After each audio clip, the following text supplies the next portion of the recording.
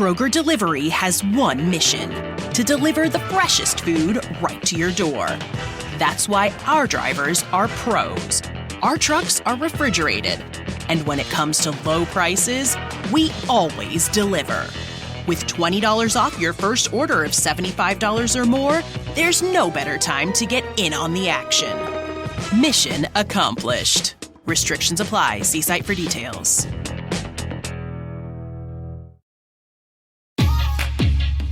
NetCredit is here to say yes to a personal loan or line of credit when other lenders say no. Apply in minutes and get a decision as soon as the same day. If approved, applications are typically funded the next business day or sooner. Loans offered by NetCredit or lending partner banks and serviced by NetCredit. Application subject to review and approval. Learn more at netcredit.com/partner.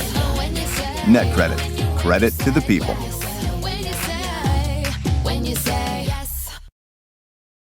Ready to start your GLP-1 weight loss journey? It's never been easier. With Whole Health RX by The Vitamin Shoppe. Visit Whole Health RX for access to highly effective weight loss solutions, transforming countless lives every day. With no insurance required, choose from doctor-trusted Ozempic, Mounjaro, compounded semaglutide, and more delivered to your doorstep. See if you qualify for quick approval to reach your healthiest weight ever. Explore Whole Health RX, including important safety information about risk for thyroid C-cell tumors at www.vitaminshoppe.com/GLP-1 weight loss. FunBelt Podcast. FunBelt Podcast. FunBelt Podcast. FunBelt Podcast. It's just a great conference that is at a point right now where they're, I think, clearly the best Group of Five conference in the country. The state of Sunbelt football is the strongest in our history. And we got to continue to showcase what our league's about. This league is insane. Yeah, it might be like one of those 8 wonders of the world. And you can see just what a great Group of Five conference it really is. It's a big deal. Boy, life is looking pretty good in the Sunbelt these days.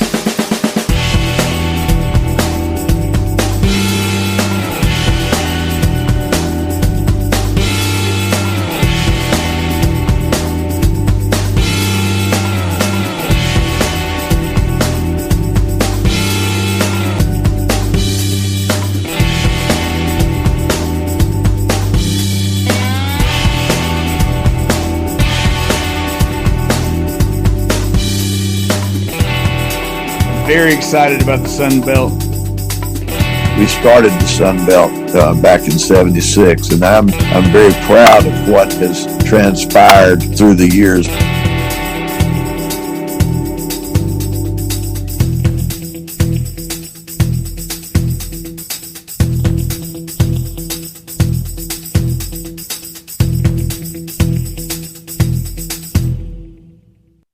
The regular football season is over, guys. What? And the Sunbelt West finally has a championship team in the Louisiana Lafayette defeated Appalachian State 24-16. I still have blue and gold confetti in my hair, bags under my eyes from the late night of partying and throwing down in Lafayette, Louisiana. It was a great time, guys. Dusty, did you actually throw down in Lafayette, Louisiana? Yes, I did. Did you have gumbo? I bought some. Does that count?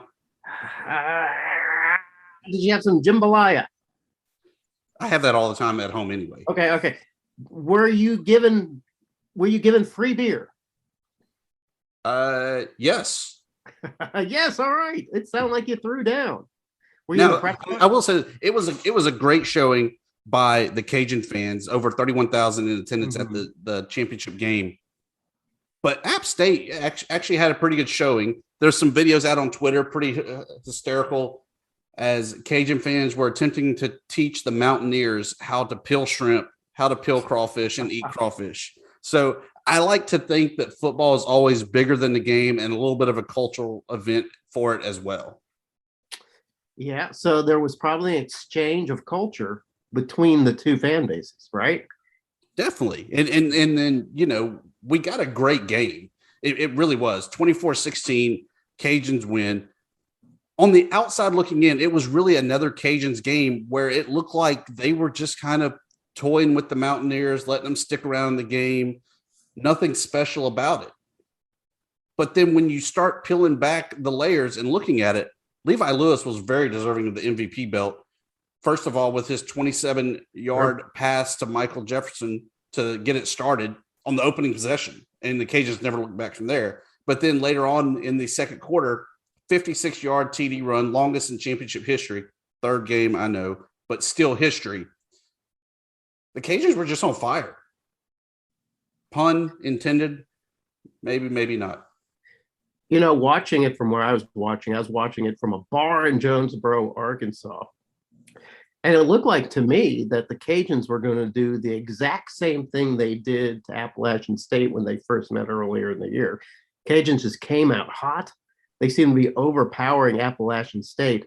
And then Appalachian State kind of does what they usually do, except when they play the Cajuns, or at least before, which is to settle down on defense. And it did kind of become sort of a rock'em sock'em defense game, which was very entertaining to watch. I think that was something that was nice timing to be on ESPN at that time to play that entertaining a game. You're right. The Cajuns, I don't know if they didn't quite fill the stadium, but they certainly had a handsome crowd out there. I think I saw the MAC game going on right before the FunBelt game, and that didn't seem nearly as well attended as the FunBelt game. So good for us. That was nice. And it was just an entertaining game. And I'm glad that you were treated as a brother, Thibodeau, in Lafayette, Louisiana. It's my, I don't know, 5th, 6th, 7th home in America. Did you properly call them UL, or did you hold up the UL symbol at some point just to ingratiate yourself with the Cajun Nation there? No, foreign cultures scare me, and so I was not willing to adopt the local means. Okay. It was a very politically correct outing and very fun. One other thing I got to bring up while we're kind of talking about this Sunbelt Conference Championship game. In the fourth quarter, Amani Bailey gets his 35-yard rushing touchdown. It happened right there in front of me.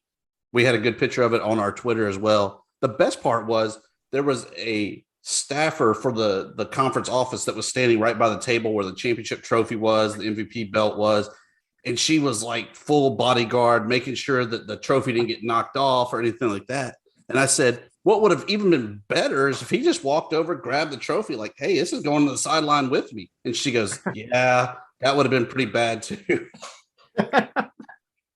She was doing her job. That'd be a boss move. I mean, at that point, when it's 24-10, pretty much midway through the fourth quarter, yeah, you can pretty much go ahead and snag it and go ahead and start looking for its home. Yeah, and I think the biggest thing that, takeaways, and we talked about it really with Jay Walker, right? Last week, we talked about specifically this game wasn't going to be a blowout. We could kind of universally agree on that. Right. One of the stats that, I dropped last Tuesday when we talked about this was, App State's inability to convert third downs in that first meeting and really just get behind the 8 ball.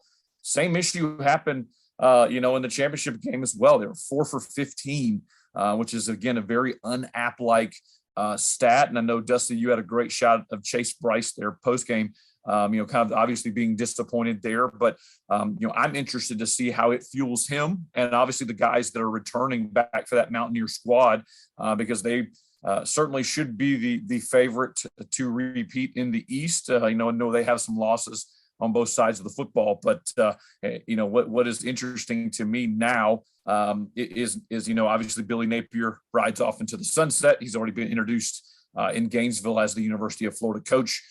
Jay Walker, talked specifically about how many guys, seniors and even super seniors, will be exiting the program there in Lafayette.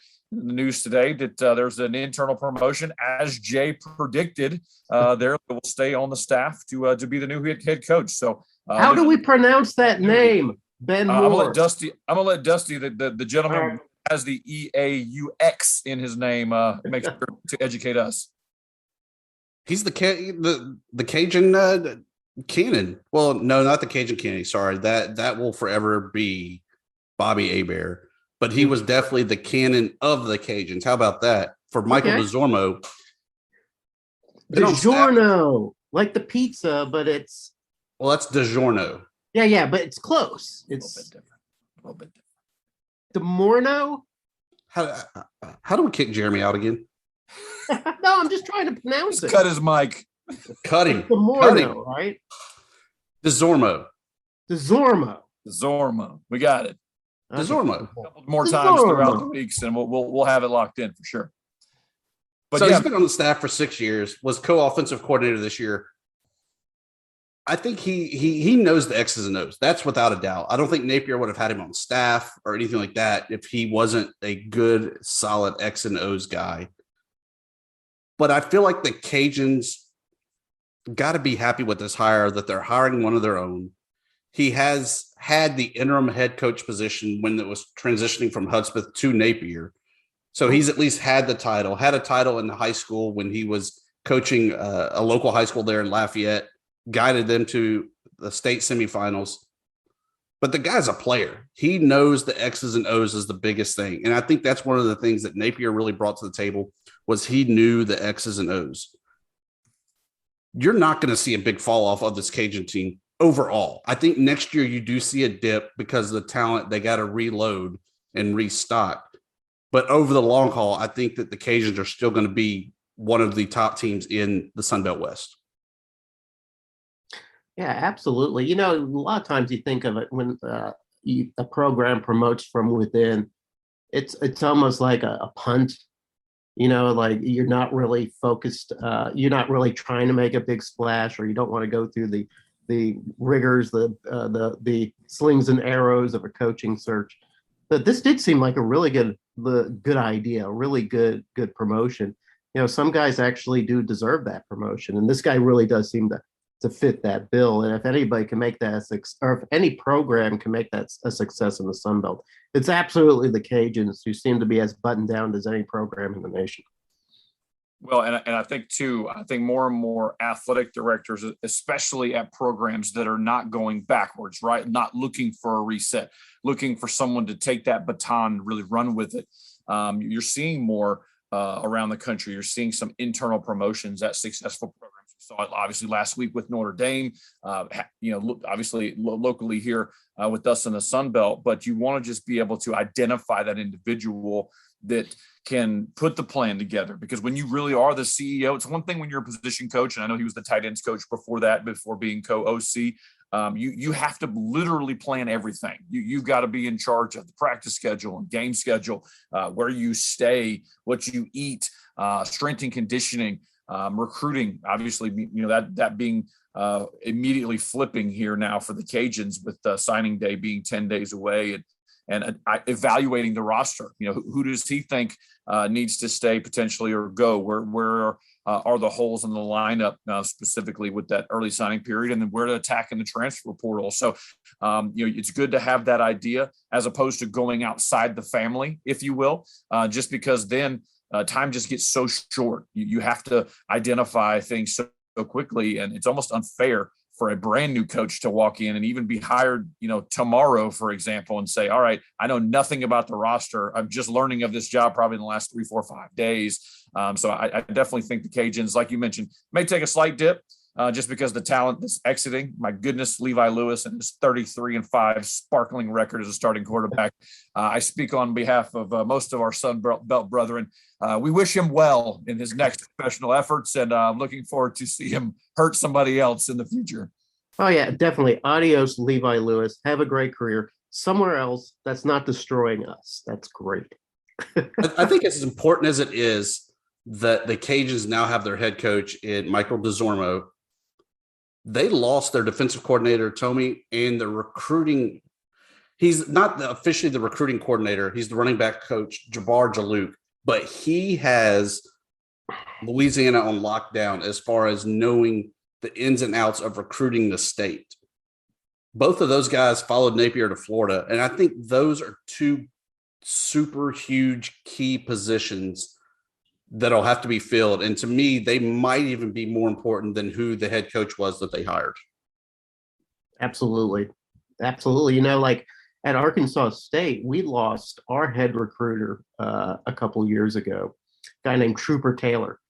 And they tried with the towel. try to appease him by giving him promotions to a co-offense coordinator. He wanted to go off somewhere else, which is fine. Everybody has that right. But we saw a huge dip in recruiting. When you lose that guy who can really connect with players and prospect families, when that goes out the window, it's hard to replace that guy. So yeah, that might be the biggest loss the Cajuns could possibly have. A little bit more coaching news there. ULM lost their offensive coordinator in Rich Rod, taking the head coaching job at FCS or transitioning up of Jacksonville State. But I think it's an addition by subtraction that the Warhawks are going to get Matt Kubiak back. He left the Warhawks to go to Southern Miss, was kind of an unofficial, maybe head coach in waiting there at Southern Miss before just kind of everything falling apart there. Good to have him back on the Bayou. Think that you will see the Warhawks offense really not miss a beat under Kubiak. And I think you'll see more tweaking and tuning up the quarterbacks, especially Chandler Rogers next year, as you have another solid quarterback coach coming in. Yeah, Warhawks are definitely a program on the rise. Seems like they've got all the elements there. Now they just need to put it all together. Thibodeau, are they going to put it all together? With duct tape, shoestrings, Gorilla Glue, and everything else that we have. Whatever it takes. Yeah. Whatever it takes. And that is true. It is almost a whatever it takes. But our next guest coming in is another guy that is new to the Sunbelt Conference. He took over the storied program, Ben's beloved Georgia Southern Eagles. Oh, wow. Head coach Clay Helton. Welcome in, Coach. Hi, guys. How we doing? Great. So you become the 11th full-time coach of Georgia Southern, the storied program, historical. Tell me how that kind of came about this year, and what was the reason for taking that job so early in the year to kind of get, I guess, you in as maybe a consultant for this season? Yeah, well, how it came about, obviously, I was out after the second game at USC and was around the house and having the opportunity to kind of self-reflect, after 12 years at USC about, one, my time at USC, two, trying to look at myself and things that we did really well and things where I could grow even as a head coach and try to get better. And had the opportunity to have a phone call from Jared Benko, and what was supposed to be about a 10-minute conversation turned into over an hour, and really saw a unbelievable vision of what him and Dr. Kyle Marrero wanted at Georgia Southern. That one phone call turned into kind of a 2-day meeting in Atlanta with him and his search team, being able to look at is Georgia Southern, am I a fit for Georgia Southern for them? And is Georgia Southern fit for me? And it just absolutely ended up being the perfect fit for both of us.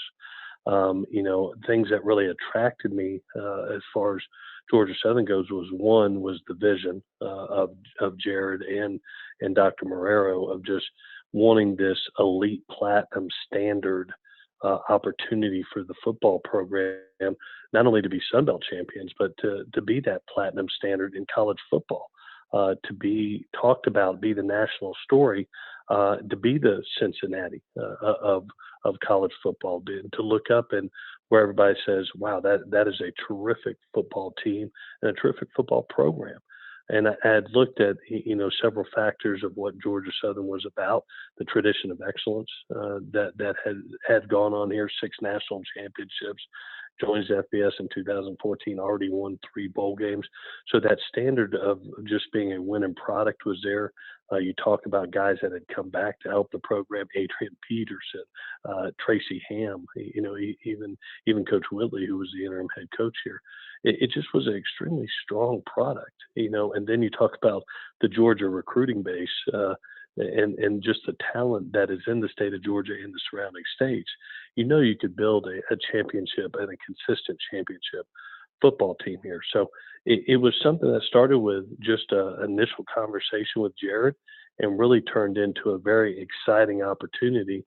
And when given the opportunity, Jared said, "Coach, do you want the job?" I said, "I'll walk from California."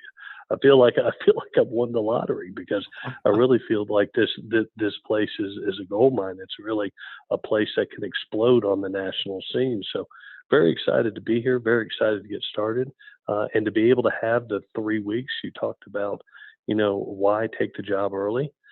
It really gave me a time to evaluate our players, to evaluate the staff, to be able to see the needs of the football team, what the strengths were, but where were the areas of growth and what were some needs, and get some early recruiting going with about a month and a half left prior to signing date. So, it was something that usually you get these jobs in December and you walk in kind of blind and you got about a week and a half to go sign the class.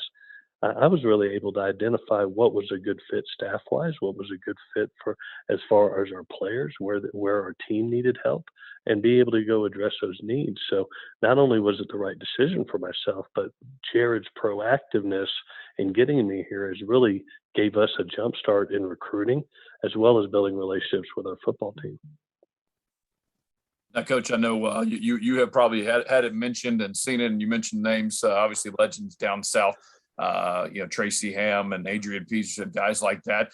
They, of course, ran the triple option or some variation of it. That doesn't sound like it will be your practice there. I've got many press clippings and video interviews with you specifically talking about that in your style. How is the so far the feedback from, like I like to say, the old guard there, which is used to growing up in the Eric Russell and triple option versus the kind of pro style that you're going to run? Well, I hope what we do is we represent what Georgia Southern is about, which is a toughness and a discipline that wins championships. I hope that people see an offense that can run the ball physically, maybe not in a dive option style, but runs the ball physically and takes advantage of what I think are some nice skilled wideouts here, and be more explosive down the field and attack every inch of grass in the passing game, and complement a very physical run game. Every day I go to bed, I look up and I say, "Coach Russell, I hope I made you happy today." And every day I want to represent and honor the tradition that is Georgia Southern, while also fighting like heck to be innovative in the way we recruit, in the way we develop our players, and the product that we put on the field. So even though my background is not dive option, I do think that you can produce an offense that is physical, that can run the ball and be explosive in the passing game down the field. And so we'll be a balanced offense. We'll be, more pro style offense. But I've been very successful in my 26 years of having the ability to run the ball and being very successful producing some really quality receivers and threats on the outside. So I look forward to I'm hoping a lot of wins and a lot of points makes everybody happy in Eagle Nation. Well, that certainly will make people happy in Eagle Nation. I've noticed that you, being a new citizen of the Sun Belt, recruited a well-practiced hand of the Sun Belt with Ryan Applin to come join your staff. How did you get to know Ryan Applin? Well, I've known Ryan for a while. For one, if you recall, I had a very short stint going from the University of Memphis to Arkansas State University, and at that time Ryan was the quarterback, and I was there for 6 weeks. So that was my first introduction to Ryan, and knowing how talented he was, not only as a player but really as a person. And you kind of knew that he had those leadership qualities, that he was going to be a phenomenal coach if he chose to. And then he actually got to work with my brother at one point in time, for a short stint, and saw, how good a job he did for a family member of mine. Obviously, he has a long history with Arkansas State, has done a fabulous job there. He's known as an elite recruiter in the Southeast, as well as tremendous position coach. And so to be able to acquire that level of talent and to bring it to South Georgia, it was an opportunity that I really couldn't pass up. He's just a tremendous character, knows how to develop kids, cares for kids, is brutally honest with them, really dives into them, and is, list their strengths, but also list their area of growth for them, and then he can recruit like I've never seen. He doesn't like it, he doesn't love it, he lives recruiting, and so to be able to gain that asset here at Georgia Southern, I think is a big win for us. Well, Coach Helton, we really love Ryan Applin here in Jonesboro, Arkansas. So you take good care of him, okay? We definitely will, and we're very proud to have one of Jonesboro's sons right here with us. He's going to do a fabulous job. Coach, have you already kind of shifted gears to the 2022 season and that September 3rd debut that you're going to have against Morgan State? And what are some things that maybe we can expect out of the new look Eagles under your? Yeah, right now it's really about recruiting. We've got about a week and a half left in this recruiting cycle, and really putting our team together. I think that's the first thing that you do, for preparation this season, is addressing the needs that you have. And so we have two needs right now. We've got to put a team together, personnel-wise, and we're finalizing a coaching staff also. So that's going to primarily take up my month of December. And then as we turn the page and our kids come back on January 10th, we're going to begin the opportunity of really building our culture, implementing our systems, having the opportunity to practice those systems over a spring training camp, and then have 2 8-week strength and conditioning cycles.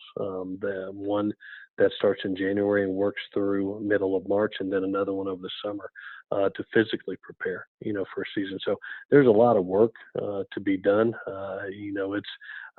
I literally wake up before the sun and I go as hard as I can until I can't keep my eyes open anymore. And that's usually what happens, when you're starting a program. It's, can you win that day? Can you win the day and get that much further ahead and improve, even if it's 1% each and every day. And so just fighting like heck right now to be able to produce what I hope is an extremely talented team, produce a staff that can support and develop that team. And then when we get to January, then we're going to implement not only our culture, but our systems. You were an Auburn guy before you transferred to Houston when you were a player and played for legendary Pat Dye. What are some things that Pat Dye really instilled in you that you bring to Statesboro? Oh my goodness. Coach was like having a second dad. I swear, my father, Kim Helton's my hero and my mentor, but to actually get to play for one of the legends of college football, Coach Dye was always one that told it exactly like it was. There was no falseness in Coach. He knew exactly how he felt. He was always honest and sometimes brutally honest, but you always respected him for that. He had a genuine care about his players, and I've always thought the greatest gift you can give somebody is your time. He was always willing to sit down and talk with you, and try to help each individual on the football team. And he was just one of those special souls. He was firm, but he was fair, and he surrounded us with coaches that could develop us. And he was hard on us, but you knew he loved us very much. So he's one of those guys that you can't meet the man and not take away some tools to put in your tool belt. And he made me not only a better coach for later in life, but he made me a better man, and a better husband, and a better father. And God bless his soul. He's one of the more special people that have been in my life. Coach, full disclosure, I'm a Georgia State man. Went to school in Atlanta. I know you're getting acquainted to all the rivalries that Georgia Southern has between Appalachian State and, of course, Georgia State and the rivalry there, the fight over the acronym and all that good stuff. I would be remiss. You've been a part of great, as Jeremy mentioned and Dusty mentioned, some rivalries in sports. To me, it's what makes college football great. What have you learned from being in Statesboro in your short time there about your rivals? And obviously games are probably a little bit more important than the rest. Well, I've really realized how, it's one of the reasons I took the job is how strong this conference is across the board.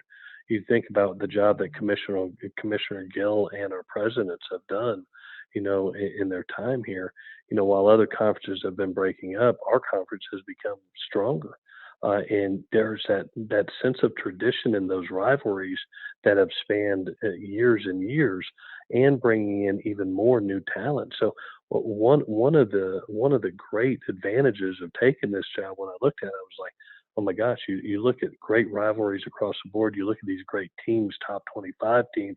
You look at the strength of the Sun Belt, and it's just getting stronger. So there's this tradition of excellence. There's this tradition of rivalries. There's great coaches that are being brought in across the board. And the commissioner, his leadership has done an exceptional job. The presidents of our university's leadership has done a great job. And then you look up and you have those fierce rivalries that make college football so fun. It's a pretty neat time, to be in the Sun Belt and be a part of it. So it was one of the more exciting things that coming into this conference was knowing how fierce the competition is, but how fun the rivalries are too, And so we're very fortunate to have some great schools in the state of Georgia, and we love competing against each other. That's not a bad thing, So I'm very fond of our conference and the strength of our conference right now across the board, across all teams.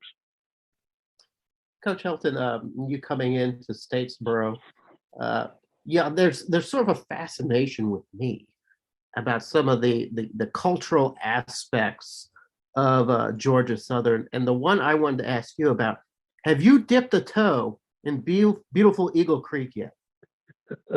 I will be baptized this spring at some point in time. I'm going to be baptized in Eagle Creek, and I will go fully under. I've been told that. So yes, that's like I said earlier. I believe in honoring all the traditions that have been part of this great university. And Eagle Creek is one of those traditions. And I look forward to it. I'm going to honor and represent that tradition. And I look forward to, getting a bath in Eagle Creek in my time here.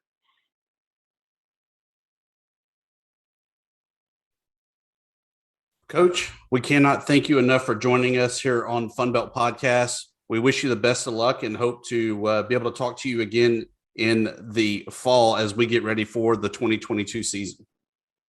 Anytime, guys. Thank you so much for having me, and Hail Southern.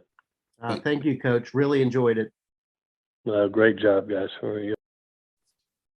So there it is, guys. Another great guest of the FunBelt Podcast. As we've seen in the past, you come on the FunBelt Podcast, great things happen. So my bold prediction, Sunbelt Championship, the second G5 in the playoff next year, and they're national champions.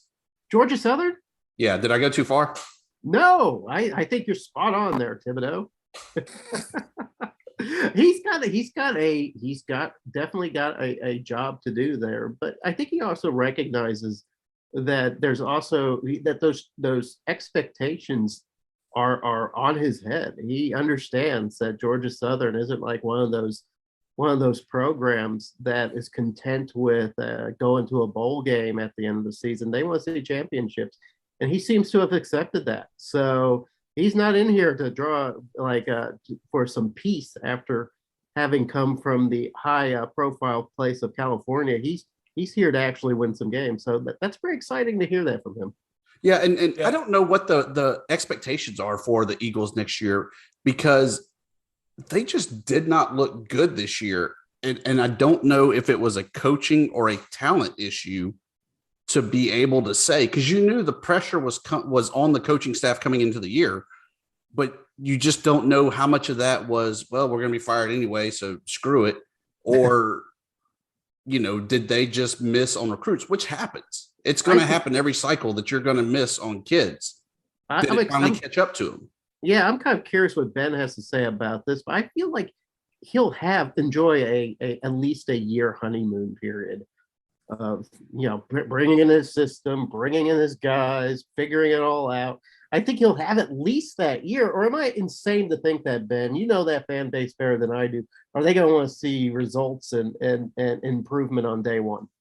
Yeah, it really, honestly, and we say it all the time, really, especially with football, and he addressed it specifically. The next 3 weeks, I believe, dictate the next 3 years of his coaching tenure there in Statesboro. It comes down to staff, comes down to his recruiting ability. As we know, and he identified it. We talked about it many, many times, and we'll talk about it moving forward. The early signing period, as we're cutting this podcast on Sunday the 5th, is 10 days away. So he has to be looking at the roster, figure out who needs to stay, who needs to go. Also identifying, because there's so much talent in the transfer portal now, how many guys that he can bring in to help him, on the offensive and defensive side of the ball. I can tell you, because I know that roster pretty well, they don't have a pro style quarterback. And, he's not going to go out and bash, obviously, any of the kids that are there. But that wasn't the offense that they were going to run. They do have a few wide receivers there. They need many, many more. They also need offensive linemen that know how to pass block, because that has not been something that they have been forced to do in the last few years. They haven't. It's not been a function of their game. And as we talked about all season, in each week, when you forced the Eagles to pass, things got ugly in a hurry, whether it be sacks or turnovers or just poor quarterback play, because that wasn't them. And I think that's going to be the identifier there, what Ryan Applin and he's going to have to look at and find a quarterback, find offensive linemen that can help them, whether that's from the high school ranks, from JUCO, or even the transfer portal. So there's a lot of work, obviously, to be done to this roster and reshape it. I'm very interested to see how many. I think at last check, there was only 5 or 6 guys from Georgia Southern's program that were in the portal as of now. That could obviously increase either now in December, when the semester ends here in the next week with finals, or in January, or even in the spring, as guys continue to move on that way. So it's a delicate balance, obviously, roster management. The NCAA makes you get back to 85.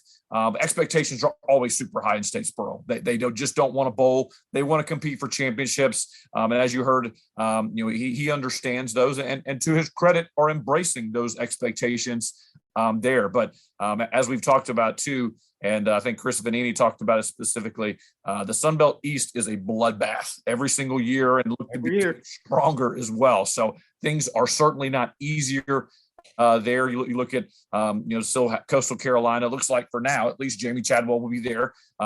Post jobs there. You'll have Grayson McCall come back, one of the best quarterbacks in the nation, much less in the Sun Belt. So, you have App State, as we talked about a little bit earlier, playing in the Sun Belt championship, representing the East as Georgia Southern's, if you talk to them, their chief rival, the ones that they actually can beat on Saturdays. And then you have Georgia State, of course, who's knocked off the Eagles 5 of the last 7 meetings. Had to put that in there, didn't you? Always has to slip that in. I'm a GSU man. What do you want me to say? Come on. You could We're be playing a in the little Chameleon bit. Bowl, and they're sitting at home. So there you go. You did hear Clay Helton say too that he had spent about 6 weeks with the Arkansas State staff, and we're not beneath claiming Helton as part of the Arkansas State coaching tree. So if you ever talk to somebody from Arkansas State, we'll always throw his name in there as one of the many distinguished coaches that have come through Arkansas State. But that was a great interview, Dusty. That was it looks like Georgia Southern might be having some good things coming its way. Yeah, I mean, I think he's the right guy to right the ship and get things going. I'm interested to see how long the leash is and how long they give him to do it, because I don't think that this is a 1 or 2 year fix. This is at minimum a 3-year, but he could always kind of have the lightning strike and maybe get to that 6-7 wins next year to go to a bowl game. But it's kind of, I tie it back almost to ULM this year with 4 wins when there was no expectation. Next year, if ULM's at 2 or 3 wins, have they really progressed? Probably, because they shouldn't have had 4 wins this year. That's a good point. And so I think you just have to make sure that you have those realistic expectations to know where your program's at in that rebuild and in that build up of a program. Well, and it comes down to the schedule too, guys, right? Like we talk about all the time. You look ahead at the schedule, see how tough it is and how is it. I mean, they've got a road trip at Nebraska, certainly knowing that they, may or may not, it sounds like may at this point, bring Scott Frost back. That's a dangerous game. potentially to kind of surprise the Cornhuskers, just because you don't have much film on what the Georgia Southern offense and defense will be. You won't know. It won't look like the 2021 version.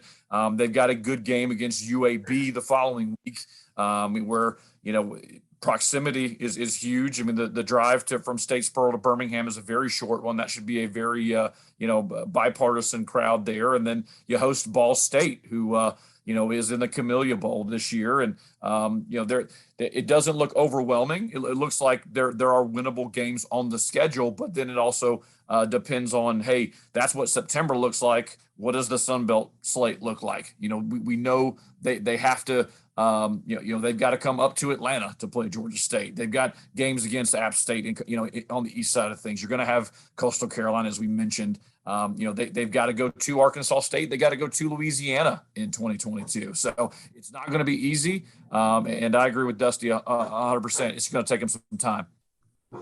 Speaking of Ball State, do we want to go ahead and discuss the slate of postseason play, bowl play for the Sun Belt? Without a doubt. It all gets started with the tail greeter, which I have no idea what that is, Cure Bowl, where Coastal Carolina goes against the MAC champion of Northern Illinois. If Coastal has all their players, I think this is another easy win for the Sun Belt over the MAC. I have not heard if any of the standout seniors, Likely and such, Javion Hiley, are going to hold out for, the Senior Bowl or anything like that. I haven't heard that they would. As long as they have the normal Coastal Carolina team, they pin up the dogs easily. I watched a little bit of that NIU versus Kent State game that preceded the Sun Belt Championship on Saturday, and NIU looked good. They made short work of Kent State. Kent State, I think, came in with 7-5, and then NIU came in at 8-4. So neither of them really tore up the league. But NIU had 0 wins last season. Came back with an 8-4 and a MAC championship the next. I don't think they're dog food, but you're right, Dusty. It doesn't seem like a game that should sweat Coastal Carolina too much, unless they coast. No pun intended there. I want to hold it there. That was well done. I gave you the pregnant pause just to see that joke land. It landed with a thud. but I think it's very interesting as well, and something that we've talked about previously.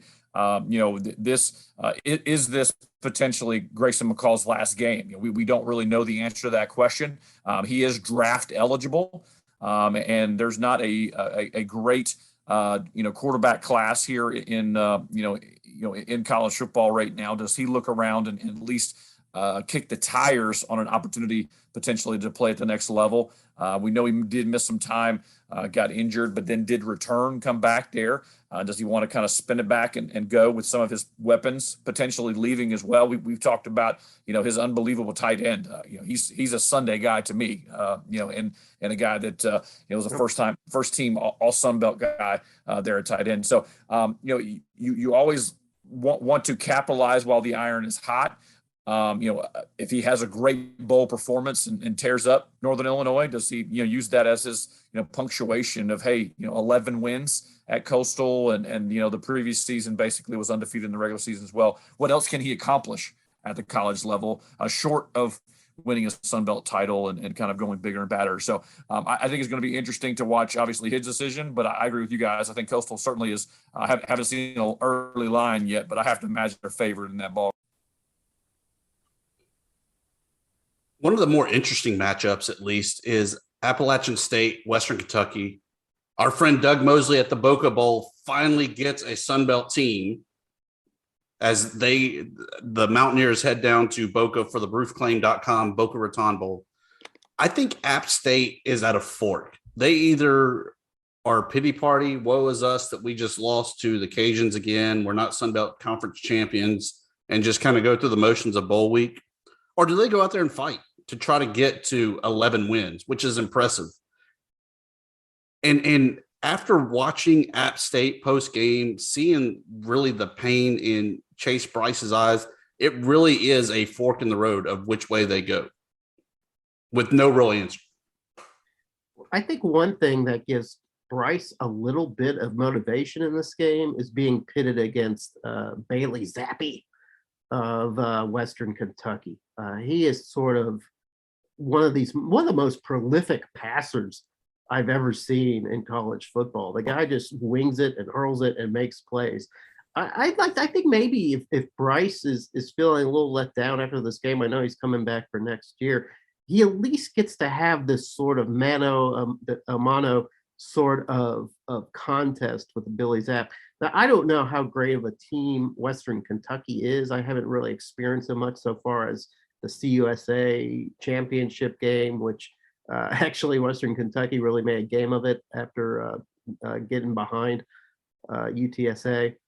But obviously, you're right, Dusty. It is one of the better games, and it will determine. But one last thing about whether you think they'll get up for that game or not.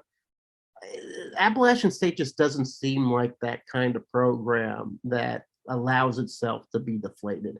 It seems like they'll come in with a very professional mindset. And I don't know if they beat Western Kentucky, but they certainly will be up for beating Western Kentucky. Yeah, having 2 full weeks to kind of flush that loss too, I think does help. It's not.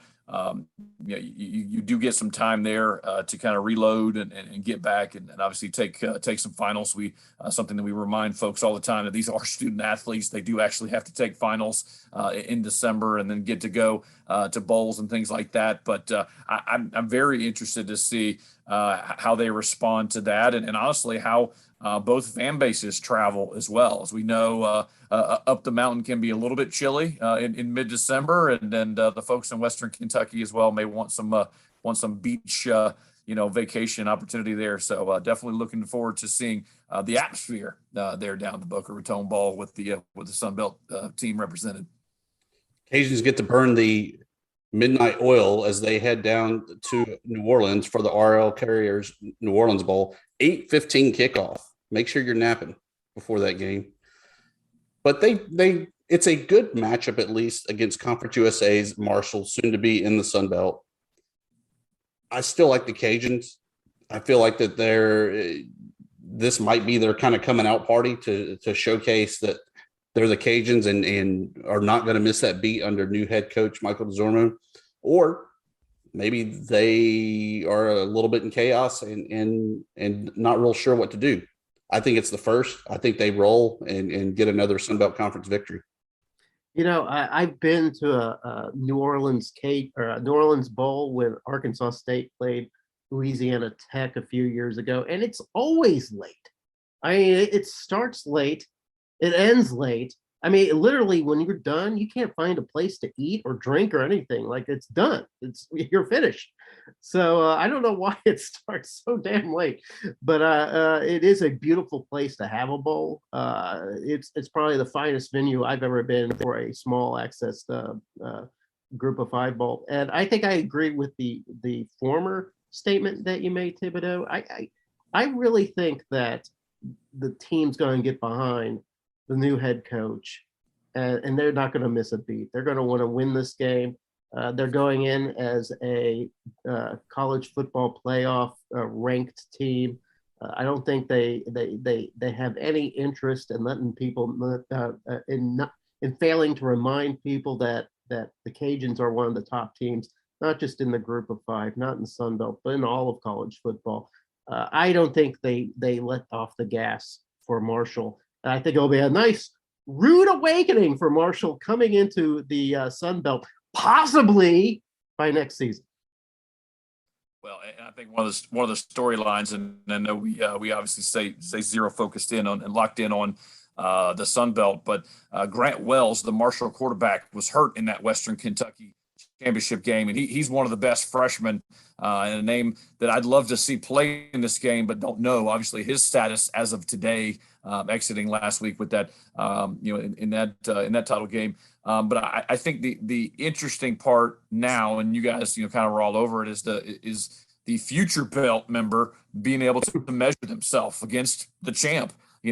How much does that motivate potentially occur for the underclassmen, because we've heard some conversations about some of the Sunbelt members may be interested in jumping in the Sunbelt sooner rather than later. They may not wait as long as 2023 either. So could Marshall jump in next year and have some of these guys who are on the field here in a couple of weeks be facing this same Louisiana Cajun team here, in next season potentially. So pretty interesting matchup. I know as soon as it popped out there and was reported, I said, "Ooh, that's going to be a good one," and we definitely have to sit down and watch. And I agree with you, Dusty. You got to take a disco nap, man. You got to get a power nap in the middle of the day for that one.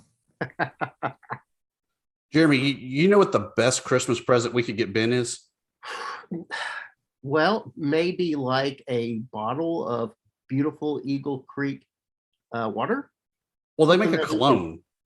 Or some, or maybe like a miniature bus from Georgia Southern, one of those school buses that's not too maybe big enough where he can drive it around with his head poking out of the top. You know what I think would be even better? No, what? A trip to Montgomery, Alabama. Whoa, are you kidding me? Oh my God, that would be perfect.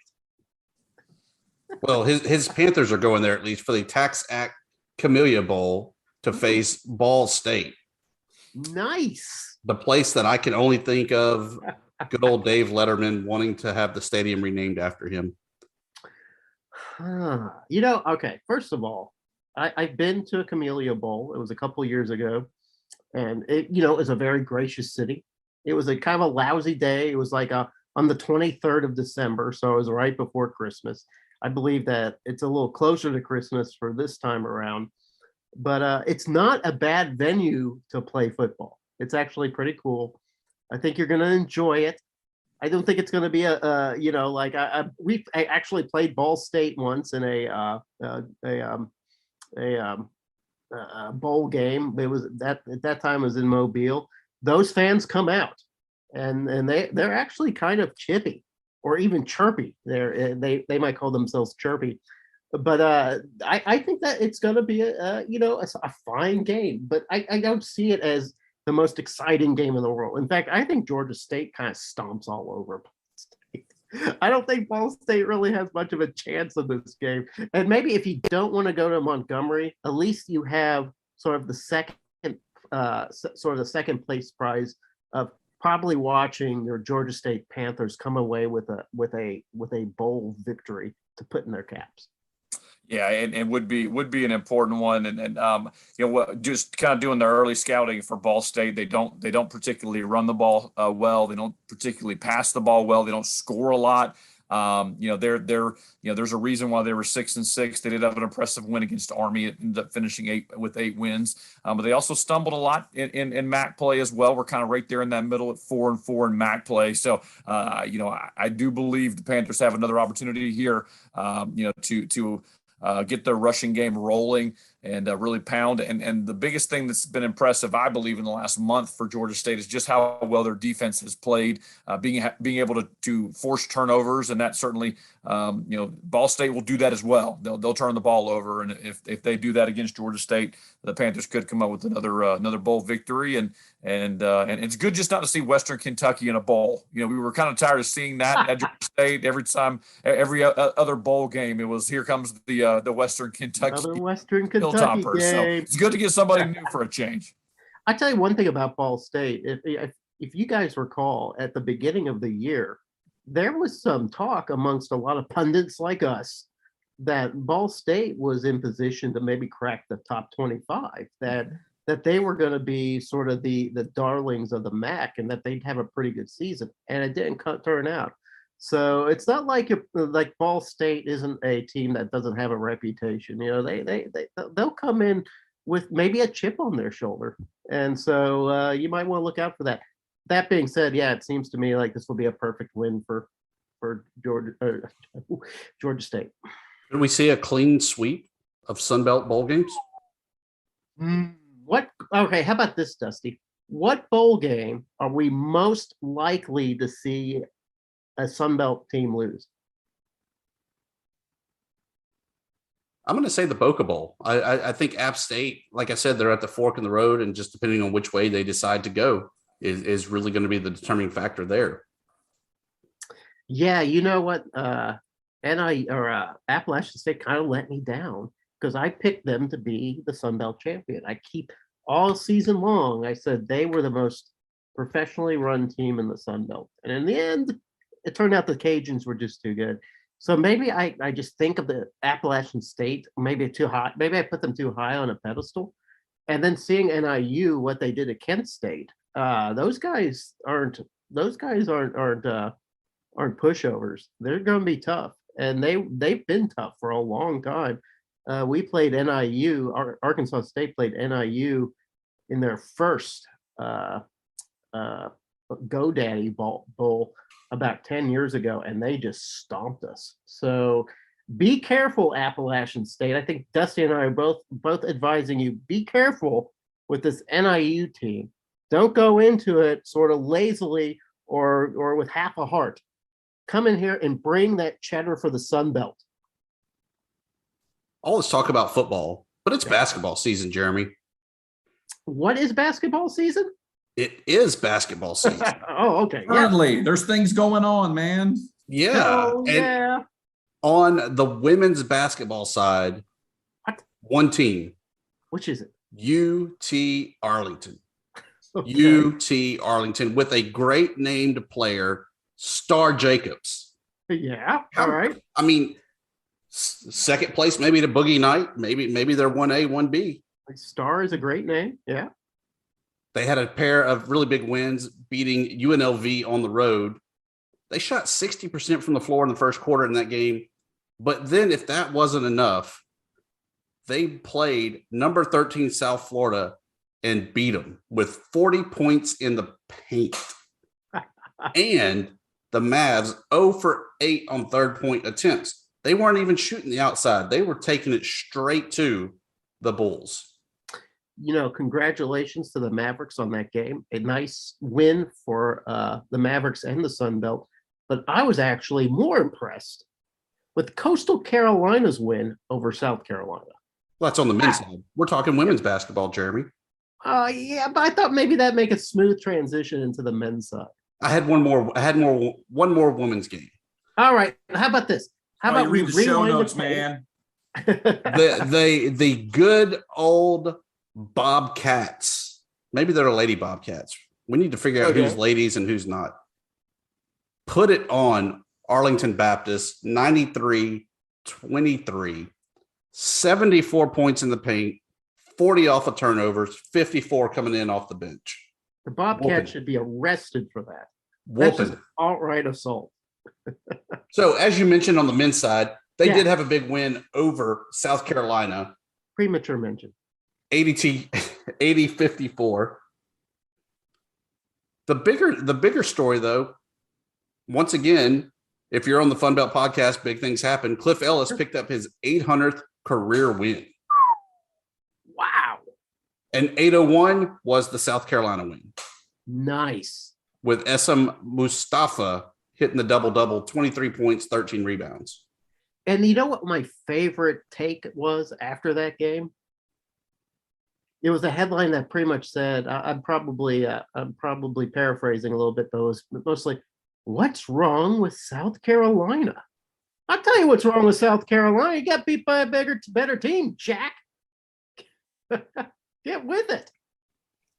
The team that I still think is the most dangerous in the Sun Belt is South Alabama. And they showed it when they beat the mess out of future belt opponent, Southern Miss, 55-55. 4 Jags in double-digit scoring. Yes. Including Auburn transfer Javon Franklin with 22 points. That is a SEC All-Star team. But more importantly than that, Coach Ritchie has them playing. They are straight up balling. They're not missing a beat. And if they can stay healthy, because I don't think they're very deep, I think that team is your Sun Belt regular season conference champion and probably going to be at least on the Monday in Pensacola for the championship game. Well, Dusty, you and I both saw a bit of that South Alabama game. And Alabama ended up winning that game at the end. But South Alabama in that house played toe-to-toe with those guys, with a team that just beat Gonzaga. And they did not look out of place at all. Those guys had the size, they had the speed, they had the basketball acumen. I know that Georgia State right now is the consensus favorite for good reason, to be the Sun Belt champion. But man, look out for those Jags. Those Jags, they're just a very good basketball team, defensively and offensively. I think they're going to be very tough to beat this year.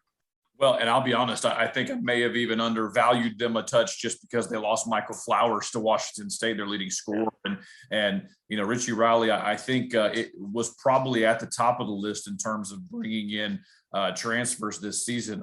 I believe the number was either 7 or 8 new basketball players on his roster, and that's obviously enormous. So credit to him and getting some things to gel, and obviously, like you said, being super competitive here in the non-conference, and you still, as you guys talked about, Cliff Ellis talking specifically about that how much that win against South Carolina not only helps the Coastal program, but I think the Sun Belt as a whole absolutely continue to gain some reputation and continue to grow, and it's well needed. I mean, Commissioner Keith Gill touched on it when we had him very early, talking about basketball needing to improve. How do you do that? You got to have marquee wins, and over the next few weeks before Sun Belt play starts, there at first of January, there's absolutely some matchups that the Sun Belt could make some hay. And looking forward to seeing what the league does here in the next for the rest of 2021. Well, you said it offline, Ben. About a week or two ago, because we're kind of bemoaning how maybe the Sun Belt hasn't quite performed in a way we'd like. They've beaten the teams that they're kind of supposed to beat, but haven't come up with some big wins. And you said December, it's where it's at, Jeremy. December, the Sun Belt has a lot of great games coming up. You watch. This is when the Sun Belt's going to take its big step. And so far, it could be happening. It could be happening. One last game to really note from the past week. Scrappy team, the good old Bobcats, down by 12 at the half to Rice, come back for the win, 80-69. Another instance, another former guest, Terrence Johnson. The Bobcats. Yeah. I like the Bobcats. They're a scrappy team. I could see them being in a SEC tournament in the postseason. I have seen some internet activity directed at me from San Marcos, kind of giving me some what for, because they know that I have besmirched them on occasion, calling them the Boobcats, maybe not putting them in a poll to be among the top Sun Belt basketball teams. They've been a little bit upset about that. But let's face it, the Bobcats are going to be a good Sun Belt basketball this year. Are they going to be as good as Georgia State? Are they going to be as good as South Alabama? I've seen some great basketball coming from Georgia Southern. I feel like there's a lot of competition for the Bobcats this year. If the Bobcats end up with the title again this year, I'm not going to be surprised, but they seem to have a lot more competition this year than they've had in days past. None of you are talking about the great basketball game between Arkansas State and UCA, who are now 1-9. Or maybe 1-7. I don't know about that. Went over to Jonesboro, watched them in person play, and a lot of scoring for Arkansas State, at least 4 guys in double figures. It was an interesting game to watch. I don't know if they're ready to compete with the Panthers and the Jaguars and the Bobcats of the world, but it was fun. I believe you, Ben, went and saw your Panthers this weekend. Give us a status. Give us an update. Yeah, still trying to get healthy. That's the biggest thing. Ultimately, leading scorer Corey Allen had his nose broken against Northeastern, and that's not ever fun. Had a concussion, missed the Rhode Island game. Unfortunately, had the Tennessee State game canceled this Wednesday due to COVID and injuries and things like that. Still waiting on starting center Eliel Sasemi to come back. He had a knee strain, had an ACL and MCL strain, so he's still vigorously trying to rehab that. And then, unfortunately, the freshman center who was starting in his stead was a part of the close contact proximity, so he couldn't make the trip down to Mercer. No folks around the Southeast may or may not remember the Mercer Bears, but they, of course, knocked off Duke a few years ago in the NCAA tournament. A very solid SoCon team. They're very, very large, had 3 guys over 6'8". So when the Panthers were out without 2 of their center rotation guys, the credit to the Bears that just hammered them inside, 36 points in the paint, really attacked the free throw line and got some calls there. Really nice venue down there at Hawkins Arena, but short trip down to Macon, and that was the 87th matchup between the two programs, the most the Panthers have played. So they are definitely rivals. In the last 30 years, the Panthers do own a 32-10 mark against the Bears. So they had their day on Saturday, and as the great Lefty Driesell said, who's about to celebrate his 90th birthday here on Christmas Day. Good teams win on the road, so that was a tough loss, and Coach Lanier will have to reload tomorrow night against NAIA foe Voorhees College, which is in Denmark, South Carolina. If you need to know, tell me they come out wearing hockey masks, please. That would be amazing. But the Panthers just need to get back on the winning stead. Obviously need to get healthy. And Corey Allen was so despondent wearing that mask with his broken nose that he missed a couple shots and threw it like a frisbee to the trainer on the sidelines. And then after that, hit back-to-back threes. So he don't need no stinking mask. But I definitely expect the Panthers to try to build some momentum and pick it up a little bit before some non-conference matchups on the road against Mississippi State. And locally here in Atlanta, the downtown versus midtown action against Georgia Tech. And the Jackets are struggling just a smidge over there on North Avenue. That trade school, as we say here in the South. Dusty, have you seen some Sunbelt basketball other than the team that we both agree is pretty dangerous, South Alabama? You seen any guys that stuck out? No, I've really made it a point to start watching more South Alabama basketball just because I really like the Jags. I really like how they're playing and gelling. A local kid here from Houston on the team there that transferred in from Texas A&M. So big fan of JJ Chandler as well and seeing him continue to succeed. Other than that, it's game on, game on. Now we play the waiting game for bowl games. Did any of you see the Coastal game? I did watch a little bit of the South Carolina game. What was it about that game? Listen, I put Coastal Carolina aside because they lost their big guy. Yeah, the coach was kind of like, we're kind of getting things put together. I don't know if it's going to be our year. Are we going to have to worry about Coastal Carolina? I think they're always sneaky. I mean, I think damn it. I think Cliff Ellis is always a good coach. He's going to squeeze every bit of talent he can out of what he has on the roster. They may not be the most talented team, but he's going to make sure that they are the better team on the floor. Did you see that Appalachian State beat Boyce by about 70 points? I think Boyce had like 28 points at the end of the game. There was some game, I forget which one I was flipping through, but I was cheering more for the unnamed, unlogoed school because at about the 18-minute mark of the second half, they were at 40 points. I was like, come on, guys, you can get to 50. You can get to 50. Moral victory. Moral victory. I think if you have, in the closing minutes, still haven't scored 30 points, I feel like there should be like a whistle or something to just let that team quietly walk off the court and get back on the bus and running clock. Maybe reassess their lives. And the worst thing about it, guys, the non-Division ones, I've heard payments in some cases are $2,000 and $3,000 for some of these schools. It's not a lot. A lot of times Sunbelt level schools, when they go and play a high major opponent locally, they're getting paid $50,000, $60,000, $70,000 to show up and play an SEC, ACC, Big Ten school. These non-D1s, they don't have the leverage there, and it's very much like a barnstorming tour where a lot of these NAIA schools and Division II schools they jump up and play a D1 school with only one night's rest or 2 nights. Yes. They're playing 4 games in a week. They're playing an NBA type schedule for some of those guys, but it is the grind, and we appreciate their patronage. And Sunbelt teams are certainly hammering them this year.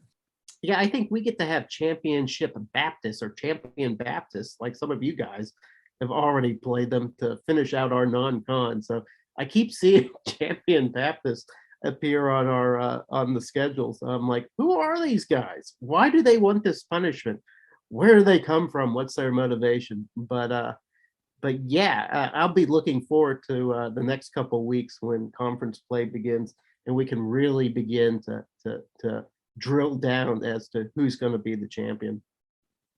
Plugs, promos, parting shots. What you have, Jeremy? Well, Hellraiser.com revealed its first ever Sunbelt Sheriff Award winner just prior to the Sunbelt Football Championship game, and it was awarded up to Brian Maggard of Louisiana for what that football team has accomplished this year. Not just on the gridiron, but really in the spotlight. Cracking the college football playoff top 25, being a regular in the AP, having a coach on the team that really seemed to be the darling of the media. I thought they represented the Sun Belt very well. There were other candidates, of course, that made a play, but I really feel like Maggard's program right now is at the top of its game. He gets to wear the sheriff's badge. He'll be receiving it within the next week. I'm sure that he's going to put it in his trophy case or actually pin it to his shirt and wear it with pride. The Hellraiser Sunbelt Sheriff Award badge. And that's all I got. And I will say, standing by him Saturday night at the Sunbelt Conference Championship, yes, he is a fan of his programs and a passionate, vocal person. He seems intense too. And but I like the passion. I like the over the topness that he had. I liked it. Is he a little over the top? No, he's fine. He's fine. He's not like, but is he intense? Because the pictures I see him, he's always kind of, like just sort of jumping out of his skin almost when. Yeah, I mean he's all about the Cajuns. Okay. Well, he's a good representative. Ben, what do you have? Yeah, man. As Coach Helton talked about, it's we're less than 2 weeks away from the early signing period. The Panthers had 10 official visitors, including several commits. So we're covering who's in, who's out in the 2022 class for Georgia State. Had one Power 5 transfer on the defensive side of the ball in as well. Guy that prepped locally here in Gwinnett County, just north of Atlanta, covering recruiting. Obviously, the news about the Camellia Bowl, and we'll be breaking down Ball State and how they match up with Georgia State offensively and defensively. And, of course, covering basketball is, after we talked about the Voorhees College. Then up next is Mississippi State, trip to Starkville, Mississippi. Stark Vegas. So will be a big trip there for Coach Lanier and the Panthers, hoping to notch one of those, as we aforementioned, those high major wins. An SEC victory would certainly look good for the Sun Belt and help the entire league. Yeah, I'm in the same boat. Official visits next weekend for the Warhawks as we get ready for the December signing period. Several already on the books and working to find out who else will be on campus, but the Warhawks are limited in scholarships, having Rob Peter to pay Paul this past year. And I mean, it did pay off if you saw where the Warhawks were compared to where they should be. So breaking down all of that coverage on warhawkreport.com. And then obviously always preparing the show notes for FunBelt Podcast. The unheralded, thankless job of show notes from Dusty Thibodeau. Thank you, Dusty, for putting that together for us. Read them. I read them with a passion. You read them as you delete them. Well, guys, for FunBelt Podcast, Dusty Thibodeau, Warhawk Report, Jeremy Harper, HowlRaiser.com, Ben Moore of PantherTalk.com. We thank you, and we will see you again next week. Kroger Delivery has one mission: to deliver the freshest food right to your door. That's why our drivers are pros. Our trucks are refrigerated. And when it comes to low prices, we always deliver. With $20 off your first order of $75 or more, there's no better time to get in on the action. Mission accomplished. Restrictions apply. See site for details.